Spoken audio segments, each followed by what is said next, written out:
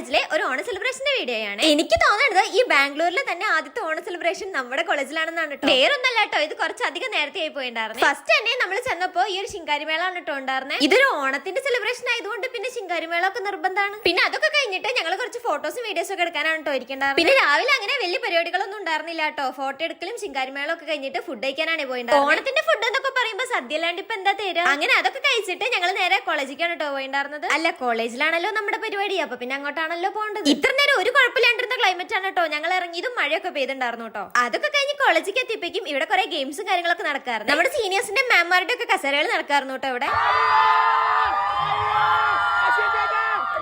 പിന്നെ അത് കഴിഞ്ഞപ്പോഴേക്കും വടംവലിയൊക്കെ ആയിരുന്നു കേട്ടോ. ഞങ്ങൾ പിന്നെ ഈ വക സംഭവത്തിലേക്കൊന്നും പോയിണ്ടായിരുന്നില്ല കേട്ടോ. ഞങ്ങൾ ഇതിലൊന്നും ഇല്ലാണ്ട് മാറി നിന്നതൊക്കെ കാണായിരുന്നു കേട്ടോ. പിന്നെ നൈറ്റ് ഒക്കെ ഇപ്പൊ ഞങ്ങളുടെ ഒരു ഡാൻസ് ഒക്കെ ഉണ്ടായിരുന്നു കേട്ടോ. അതിന്റെ വീഡിയോ ഞാൻ ഫുൾ ആയിട്ട് ഇടാം. പിന്നെ അതൊക്കെ കഴിഞ്ഞ് നൈറ്റ് ആയിപ്പോ നമുക്കൊരു DJ പ്രോഗ്രാം ഉണ്ടായിരുന്നു കേട്ടോ. അപ്പൊ പിന്നെ ഞങ്ങൾ പോയി ഡ്രസ്സൊക്കെ മാറിയിട്ട് നേരെ DJക്കാണ് കേട്ടോ വന്നിട്ടുണ്ടായിരുന്നത്.